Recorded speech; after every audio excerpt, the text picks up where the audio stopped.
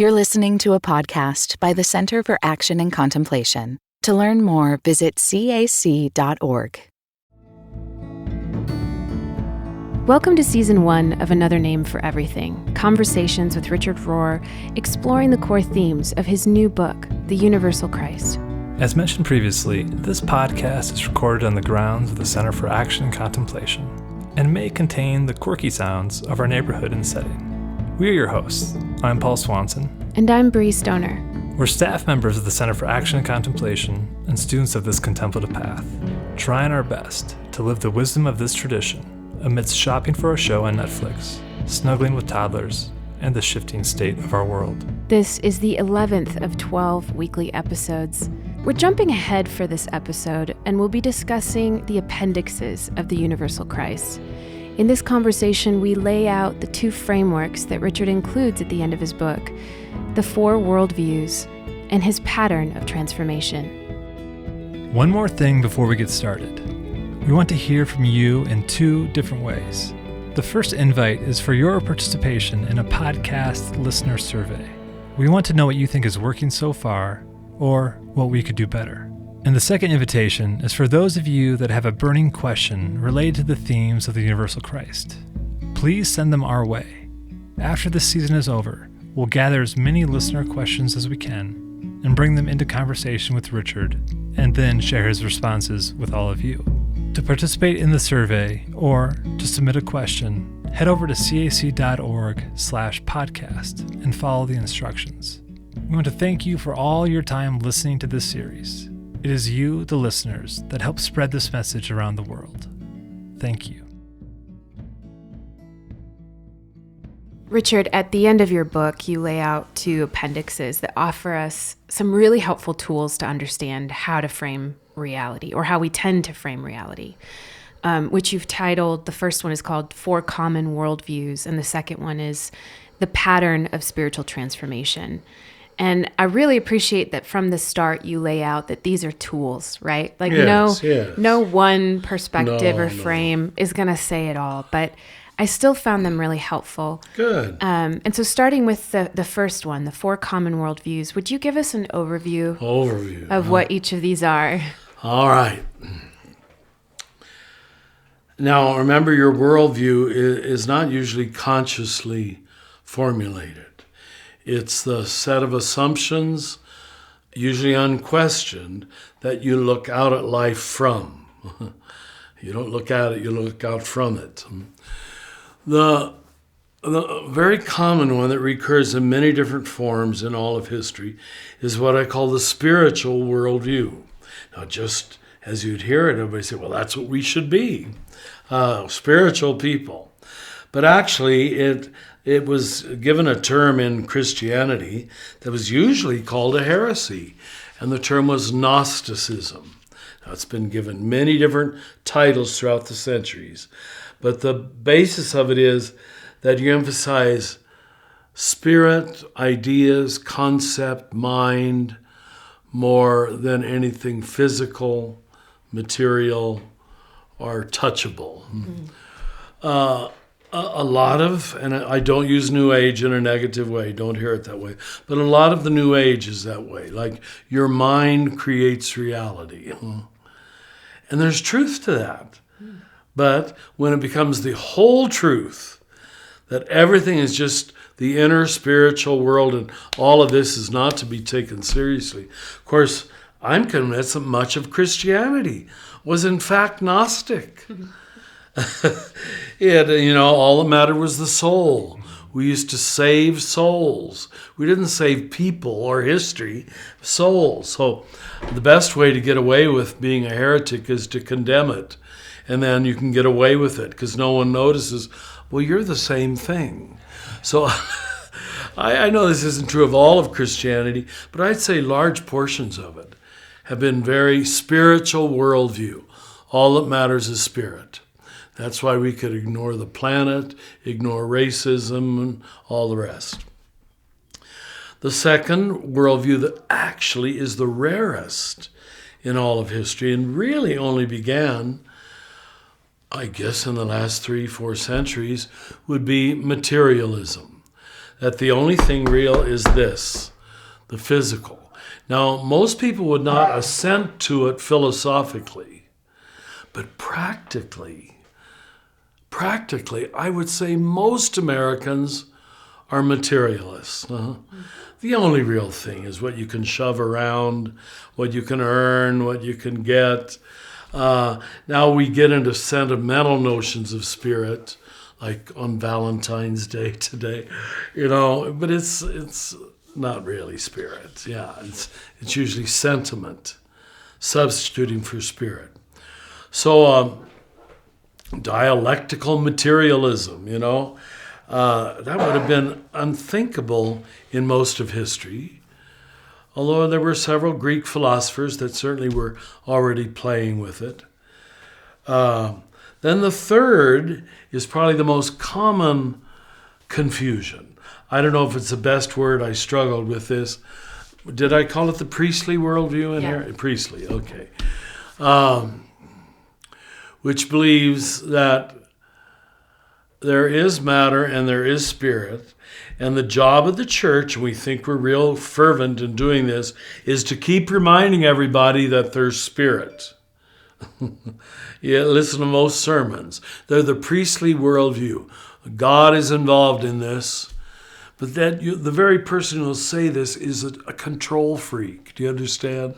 So they're really materialists, but they think that if they keep using God talk, this is going to be our job, to convince people that God is sort of involved. That's all they believe. We call it the God of the gaps. And priests or minister sermons which remind God is part of the deal. You got it? Yes, Father, God is part of the deal. But it's still, most of the time, a materialist worldview or a highly anthropocentric, all that really matters are human beings. So that, in my opinion, is the most common substitute for the real gospel. Help people to put matter and spirit together. And it's transactional, too. Very transactional, yeah. What I believe is the authentic gospel is the incarnational worldview that dares to believe, now most Christians weren't told this, that matter and spirit were never separate. It's not our job to put them back together, but to recognize and honor and draw upon the realization they are one and have always been one. So that's why my seminary prof said, and it seems scandalous, but that Christianity was more influenced by Plato than by Jesus. Because Jesus is a living exemplar of incarnationalism. That's his role, in fact, Plato does admit there's matter and spirit, but they're in contention with one another. And the battle is never really resolved. They're fighting one another, which is a dualistic worldview. It honors spirit, but it again lays the foundation for the priestly worldview.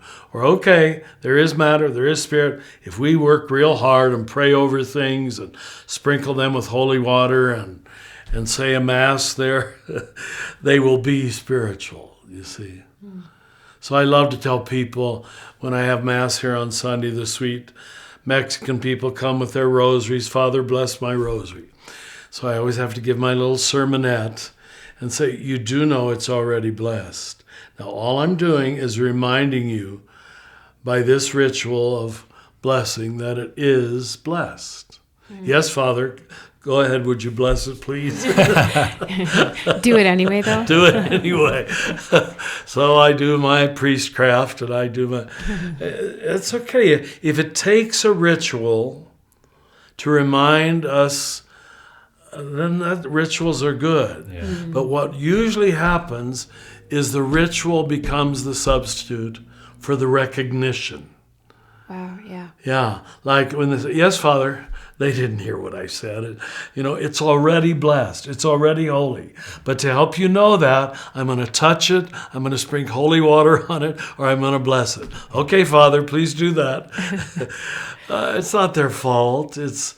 We naturally live in a dualistic world where all of it is matter, and we have to cram spirit into it, by our techniques and our methods and our blessings.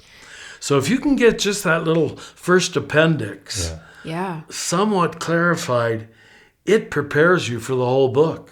Yeah. In fact, I think in my first edition of this, I had that as the second chapter or the first chapter. But they recommended this, and I think it was good. What you're bringing up in that example of the rosary is something that I'm kind of fascinated by, in that we want to just project. We just want to project that seeing outside of ourselves. In other words, I need you as a priest to bless this for me because I can't accept. Imagine. Right. That's very compassionately said. That's exactly what I think. And God understands that. And I understand that. Yeah. Well, this is, I want to spend just a little bit of time with this incarnational worldview, since ironically, I think as Christians, we haven't really grasped this as the gift of our tradition at all. No. You have this line where you say, this view relies more on awakening than joining, more on seeing than obeying, more on growth in consciousness and love than on clergy, experts, modality, scriptures, or rituals. The code I am using in this entire book for this worldview is Christ. And right at the start of that line, I see all the ways we don't actually want to live out this worldview, because we do want to join and obey and have an authority figure tell us what to do. And so I guess my question is, how does this incarnational worldview require us to actually have faith not just in God, but in ourselves too? Oh, well put. That's where it should end up. That's why that Walcott poem was so... He's peeling his own image off the mirror and realizing, my God, they've always been one. God seeing of me and my attempts to see God. Yeah, what do I say? I mean, you said it so well already.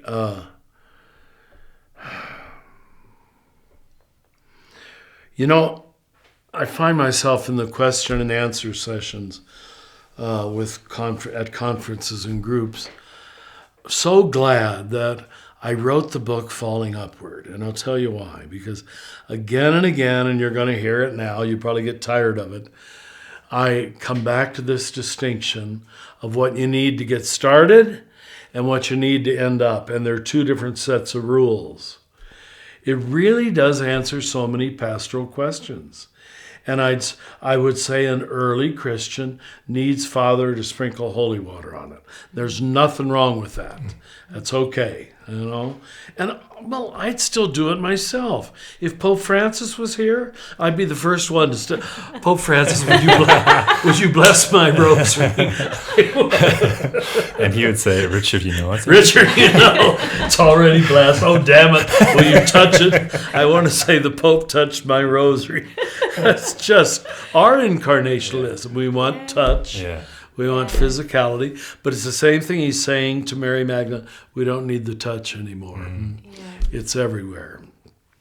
So, I think that's the best answer I can give. Don't deny people growing. And what's true at one stage is not true at another stage. And when you judge from your stage, which is what we're doing with most of history now, when does this transferring of judgments from one century to another century become counterproductive? Because I think when it becomes iconoclasm and anger and culture wars, you're assuring the pushback we saw, frankly, in the election, that a whole set of America feels stupid, feels, I can't call God he. Well, that's all I've ever called God. Why do we need to humiliate a person who's still at that level of growth? That's why I taught spiral dynamics, or still teach it to the students, to help us honor earlier stages. And of course, the stages in history mirror the growth from an infant to a teenager to an adult. And we're in early adulthood in Western civilization. And what do early adults want to do? Throw out their youth and their teenage years. Pretend it didn't happen. Pretend it didn't happen, Yeah. Instead of include and thereby transcend. I like that. There's something you said just a moment ago that I wanted to follow up on regarding the blessing. You unlocked for me that I think it's from Paul, the priest of all believers. Oh, yes. Well, for me growing up, I thought, well, that means that anyone could become clergy or priest. But the essence that I see as I've grown up is we all have that immediacy with God. And it is the priest of all believers, but it's not a role to play. It's not a leadership role. That's it. It's an awareness that I can help people know that matter and spirit are one. Now, that's my language. Yeah. So you couldn't put it that way with the normal crowd. But, Jesus never calls himself a priest, not once. Right. If it wasn't for the letter to the Hebrews, the word wouldn't even be applied to him. But because of that, we started applying it. By the 3rd century, the clergy, which in itself is hard to justify, took it to themselves. Thank God you Protestants rejected it. But then you created ministers in the same ilk. Yeah. Yeah. Because we do need leaders. But how can we create leaders who are simply functions within the body of Christ, or charisms within the body of Christ, instead of a higher class? That's what we call clericalism. When it's not any longer a leadership function, it's a class system. Now, we Catholics are worse at that than you are, by far. But we still haven't gotten rid of it. Yeah. I feel like the incarnational worldview Yes, go ahead. invites us to Yes. get rid of that. I want to read another quote from you on this and then ask you to It's a unpack good it. We'll see. Here we go. We'll see. Probably not, Richard. Probably not. Third rate. But what is it? You're right. The incarnational worldview grounds Christian holiness in objective and ontological behavior instead of just moral behavior. That's right. That's right. And it's a beautiful line, and there's some big words Thank in there you that I for want hearing it. you to unpack. I so often say, this is my foundational idea. It's all taken myself too seriously. But this is my foundational idea. Because it's the gospel, is that the basis for holiness is ontological. The problem, as you like to hear me say, is solved from the beginning. Original goodness, creation spirituality. Any lesser teaching is not the gospel. It is not good news, because it creates a comparative culture of egos trying to outdo one another, impurity codes or merit badge systems, or it just takes ever more sophisticated forms. So when I was able to talk at Merton's 50th death anniversary, I said what Merton did for many of us in his teaching of the true self, false self, was restore an ontological basis for holiness. And I could see everybody went to their page and copied that down, because that's a new phrase. In fact, 2 people told me at the dinner afterwards, we're going to have to reflect on ontological holiness. I said, I'm so glad I said that, because that helps a lot of people get it. What we're talking about at every level. And it does change everything, with the way the gospel was meant to change everything and democratize human beings, because the ontological holiness is equally granted to every act of creation. And there's not more granted to Jews and not more granted to Catholics, not more granted to white people. Wow, it was meant to be a social revolution. And it ended up being tribalism instead of a social revolution. So thank you for letting me talk on that a little bit. It's foundational. Holiness is ontological, is inherent. It's the indwelling Holy Spirit. Use whatever word you want. But it's a hidden wholeness to use another phrase from Thomas Merton, that it takes us our own life to recognize in ourselves and then in you too. Would I gratuitously accept in Richard? I have to gratuitously accept in Paul and in Bree. That's the deal. Yeah. Been steeped in the four worldviews of Appendix 1, and wonder, Richard, if you could take us to the heart of Appendix 2 on the pattern of spiritual transformation, which I know we've kind of danced around it in a couple of ways, already. but just to give a forthright overview for those listening, what you've heard me do it. Doing. But when I do this for the students, I think a lot of us are visual learners. When we can geometrically, so I made it as simple geometrically as I could. And I say to the students in the first week, picture 3 boxes. And they all start writing 3 boxes. And this is good. That's what I want them to do. The first box, let's call order. The second box, let's call disorder. The third box, let's call reorder. I believe, after studying all the world religions, that each in their own way, they have discovered that this is the deepest path of spiritual growing up. That you must go from order, that you recognize you largely created yourself. You were given it by your family and your culture and your religion, and it's good. It gives you great comfort. And it tells you you're a part of a coherent universe. Life has meaning, and it's going somewhere. Maybe it's naively understood, but a 7-year-old can only understand things at a naive level. So God must have been very patient with growth. But the trouble is, at least in my church, we were satisfied with the Baltimore Catechism 7th, first grade level as mature understanding of that. And all you did was repeat the formula. And, it maintained your sense of order, and that was good.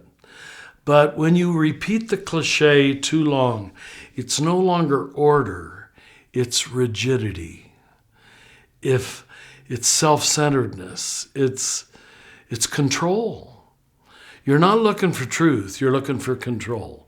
To hold on to my first explanation of order I was given in Minnesota in 1970, that's the only order, which any pedagogue would recognize, well, you understood that with your 14-year-old mind.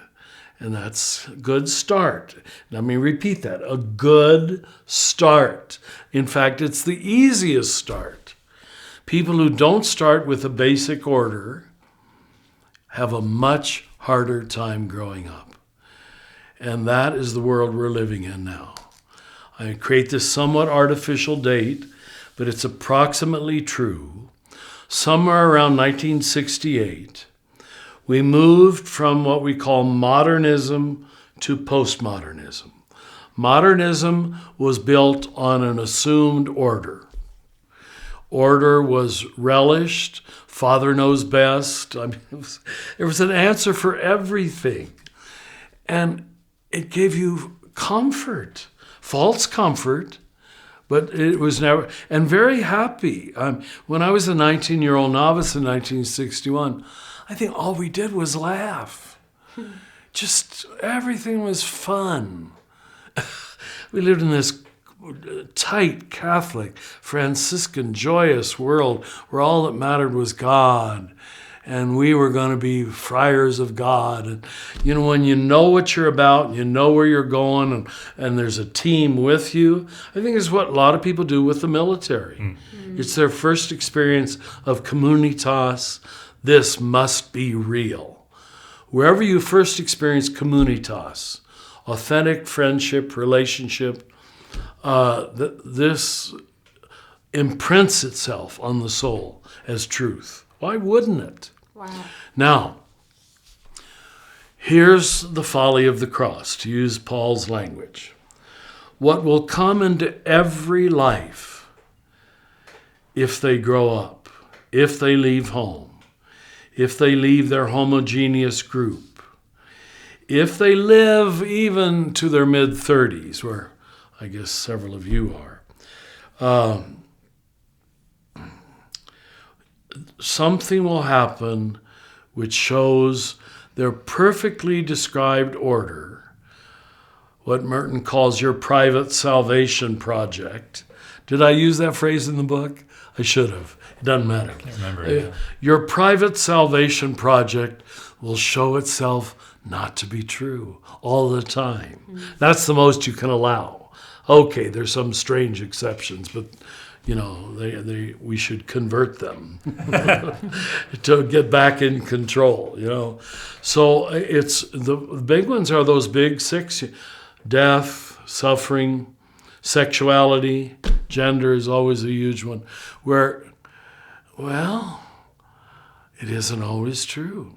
Many people never can get out of their first box. It is so comforting to accept the tragic absurdity of the human situation, the exceptions to the rule, that it isn't always that way. Now, what I'm pleading for is include and transcend. I'm not saying it's never that way, but it's not always that way. Those people who can hold on to what was good about the first box, what was good about being a Baptist missionary girl in Spain, trying to convert us Catholics. You're welcome. There were some really good things about it. I mean, your love of Scripture to this day comes to your Baptist beginnings. But this is most of the middle of life.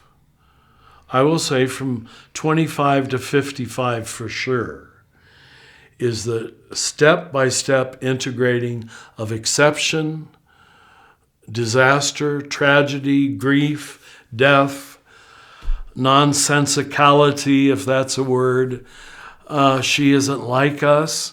It's the constant, as you move outward, the constant experience of otherness. Damn it, other. That isn't the way we did it in Minnesota. That isn't the way we did it in Kansas. It must be wrong, which is the ego's first assumption. So it's often, to use the biblical New Testament phrase, it's called the forgiveness of sin. Now, you've heard that word so often, it's been so spiritualized, but that's what you're doing. When you can learn the mystery of the forgiveness of what first looks like sin to you, and is just exception. It's not like you. It isn't intrinsically bad. You want to make it so by your projection. You want to make it dangerous, and it is to your culture. And I would say easily 40 to 50%, no more than that, if you include all continents. More than 50% of humanity never make that break. The only way they can do it comfortably is to stay in a homogeneous group and keep condemning and criticizing and excluding all who are not in that group. Now, I think that's what Jesus is fighting, because that's where his Jewish culture was in the first century, proclaiming their own superiority and trying to tighten or circle the wagons around that group. They were a prophecy for what all of us do if we will not go to the second level. Carol Gilligan even says you must start with self-love, legitimate self-love, then you move to other love, that's the middle box. Takes a lot of people time to get to other love. And the final goal is universal love. That's all I'm saying. The third box, reorder, is universal love. Now, here's the important point. That there's no nonstop flight from the first box to the third box. Wait, what? You must go through disorder, disaster, tragedy, absurdity, exceptions. the first gay person that enters your life, the first Mexican who doesn't know English, whatever it might be. And you got to admit, you're sort of irritated. Why don't they learn English? Why isn't their sexuality like mine? It's all radical egocentricity. But you'll find some wonderful spiritual Bible quotes to justify your egocentricity. So those people stay in the first box forever. The longer you stay there, the sicker it gets. Mm-hmm. The more it's a disguise, denial game. And so by the end of life, these people tend to be cognitively rigid. You have to, because you have to deny so much of apparent reality. You have to. Mm-hmm. You have to circle yourself in your small little group. Now, let's balance that out so you don't think I'm against conservatism per se. But what is even a bigger problem for us now, if we're honest, is the amount of people who are formed or born. You were probably born after 68, were you? Yes. See, he's one of them. Look at this terrible disaster he is. People born after 68. Well, you were too. I was too, yeah. All three of you. Oh, surprise. But we won't mention, okay. And it's not, well, you were born in a Minnesota homogeneous, faith-filled community. Right. So you got your order. Yep. And it sounds like maybe your family was a little more floating. Yeah. That's the norm after 68. So your family is not sick, they're not unusual, but it does make it harder to integrate disorder when you started with disorder. You follow the logic of it. There's no coherent meaning. Everybody's on his own. That's almost the last thing Merton says before he's electrocuted. You're all on your own now. That's what he's referring to. No? There's no he saw in 1968 itself the birth of postmodernism. Mm-hmm. So if modernism believed in order, postmodernism in immense overreaction after the 2 world wars and the Holocaust and the rediscovery of racism and sexism and homophobia and materialism and militarism, which is what the 60s were about. We just said, damn it, there is no order. It's permanent incoherence. Everybody's on his own to create his own private order. Now, our philosophical word for that is postmodernism. My word for it is to remain imprisoned in the second box. Or trapped in the second box. You really have never been told about any universal meaning, any safety net of truth and goodness that tells you have inherent dignity. Most people haven't heard the gospel in that sense. So these folks, it is harder to grow up as a postmodern second box person, where there's no solid ground on which to stand. Doesn't it strike you, I'm sure it has, since we're all white in this little circle, that most of the major mass murderers are always white people? Yeah. They thought they had their order, and it's showing itself not to be at all true.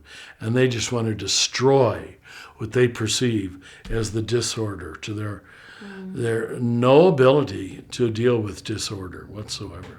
Of course, most of them were not given, but a very naive version of order.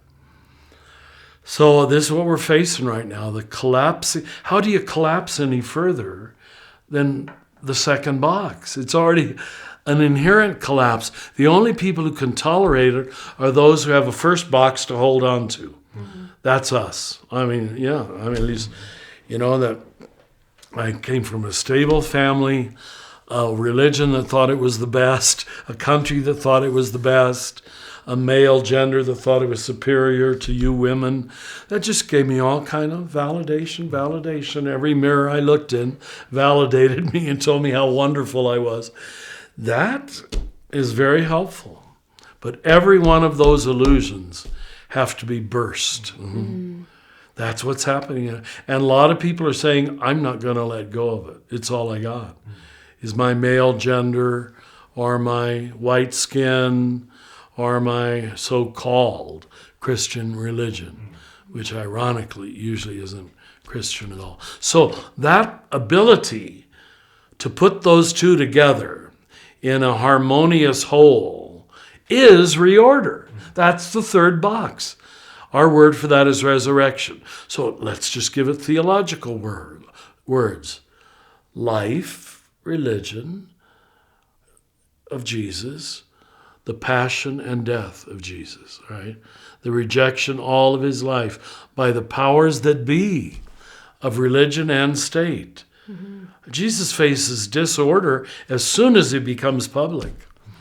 And I have to believe that in those 30 years he was observing, some of the Samaritans were more loving than the Jews. So he just used his common sense.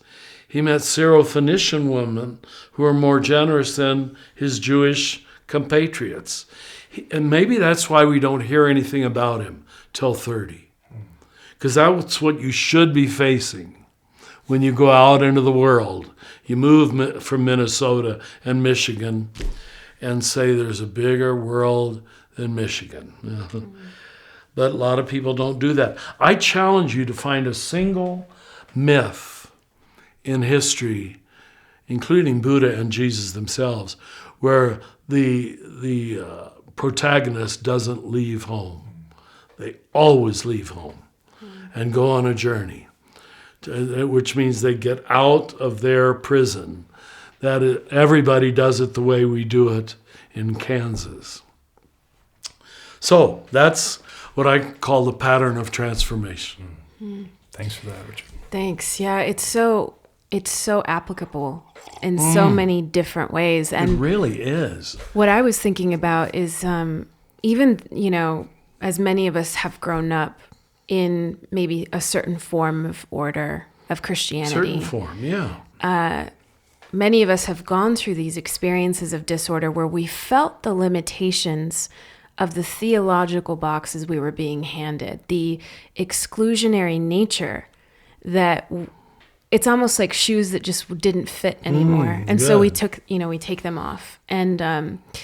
And so going through this period of disorder that has for so many of us felt a little bit like wandering around in the desert. Okay, I guess or loss of belief. Yeah. It will feel like you're losing faith. Exactly. Because it's like, well, I guess I'm not that kind of Christian. I guess I'm not a Christian. And therefore, maybe I'm not a Christian. And then you kind of are in this state or desert landscape for often a long time. It could be a decade. It could be longer. What I feel about this book is that you're giving us a reorder, a resurrection of Christianity, and providing a new lens, a new frame that is big enough. It's cosmic. I hope so. Yeah. Thank you for seeing it that way. That's certainly my desire. Yeah. And it's almost like they don't even know they're being taught that. They just find themselves in the reorder box and say, what happened? Yeah. I see this in the living school. How did I get here? But I know I'm here now. I can't go back to the clear box of order, and I can't remain imprisoned in disorder. There's the holding operation again. The two arms of the cross, which is resurrection.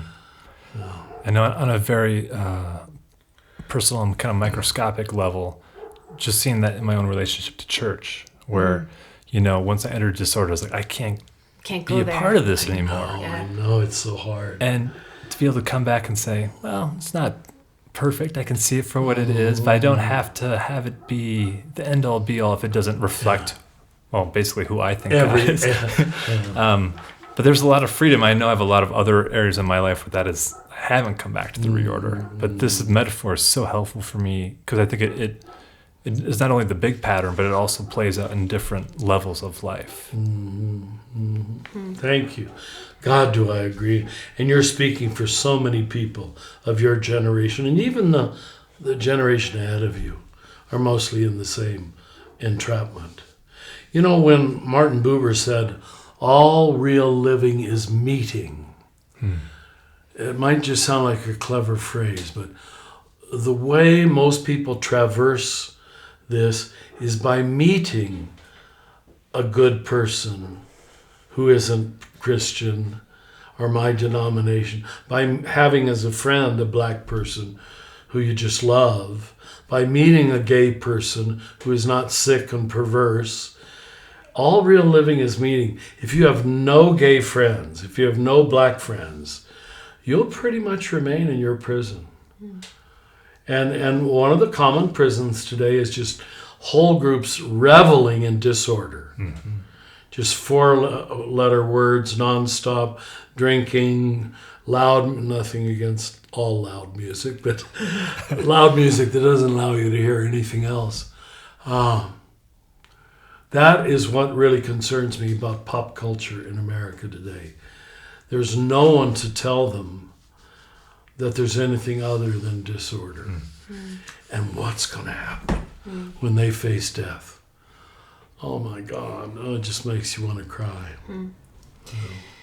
You have this phrase that you say, we all come to wisdom at the major price of both our innocence and our control. And that's so piercing and so true. And as we wrap up this conversation, I'm curious, what is an experience in your life this week of, you know, why do you always make it this week? Let me think. Go ahead, say it all. Of, you know, paying that price of your innocence and your control, but still arriving at the resurrection, at the reorder, at the Christ moment. Okay. As you know, I since I had my heart attack, I got to go at least 3 times a week to do cardiac rehab and work out on these torture machines. That's all they are. Pure torture. I hate every second of it. It's an act of faith to go. And having gone now for 13 months, I guess it is, you know, I've gotten to know some of the other people who are there at the same time. And they're all old codgers at my place. We're not young, beautiful bodies like you would go. And which makes it much easier. No one's showing off their beautiful body because none of us have a beautiful body. And it makes for real safety, I think, for all of us. But sure enough, I found my own ways to resent somebody. And Elias, you know, who drives me there and helps me with some of the movements and so forth. He, well, this is you probably won't be able to record this, but I'm going to say it. He met this one guy while he was working out named George, an old guy. And Elias says to me, I found out George is a Republican. He loves Donald Trump. So I look over at George on that machine and have nothing but disdain for him. How could anybody vote for Donald Trump? How could anybody be a Republican? You know, just revealing my own prejudices. And just this happened the day before yesterday. Elias went over there and he's talking, while I'm doing my torturous workout, he's talking to George. And of course my mom, well, what does he want to talk to him for? He won't have anything to say. And so as we're driving home, I say, I saw you were talking to George. Did you have a nice talk? He said, let me tell you about what he has gone through. And he told me the story of his life, you know, just the way people talk shortly, you know, a lot of death, a lot of suffering, a lot of failure. So I said, why have I wasted a second projecting ill will toward George, you know, who I never knew. I just heard he was a Republican and he voted for Donald Trump. And it allowed me to, in my mind, resent him, you see. And I hope I see him. I'm going this afternoon. I don't know that we'll become best friends, but I know I have no need to even project inner dark energy on him. You know, I've got a little sign by my door at my office. It's from one of the early Greek poets. Just know that every human being is carrying a secret and heavy burden. Every human being is carrying a secret and heavy burden. Wow. If we could just believe that every day, our need to hate anybody would be taken away. And I think the crucified Jesus is saying that from the cross. I know you're all carrying a secret, heavy burden, and all I can promise you is your suffering is the suffering of God. That's my only answer. Wow, that's good. Yeah. If that's not redemption, I don't know what redemption is. But do you see now the cross as an act of solidarity? Divine, absolute solidarity with the human situation instead of an atonement theory, paying a price. Yeah. One thing I love about that quote, too, is also the acceptance within myself that it's okay that I'm carrying something heavy and that I don't need to remove that before I'm okay with God. The beautiful music you're listening to is provided by Bird Talker. Another Name for Everything with Richard Rohr is produced by the Center for Action and Contemplation, thanks to the generosity of our donors. If you're enjoying this podcast, consider rating it or sharing it with a friend to help create a bigger and more inclusive community. To learn more about Father Richard and to receive his free daily meditations in your electronic mailbox, visit cac.org. If you want to learn about these ideas in more depth, check out the Universal Christ Resource Collection at universalchrist.org. From the high desert of New Mexico, we wish you peace and every good.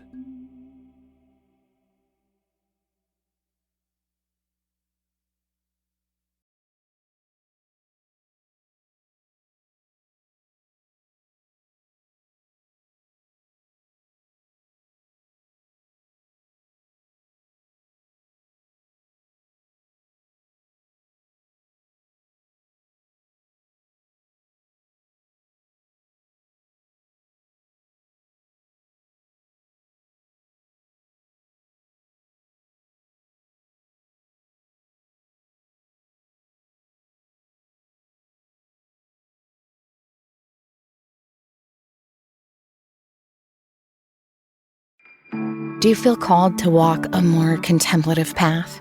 The Center for Action and Contemplation is an educational nonprofit supporting the journey of inner transformation. Our programs and resources will help grow your consciousness, deepen your prayer practice, and strengthen your compassionate engagement with the world. Learn more about our resources, such as publications, podcasts, email series, and events at www.cac.org.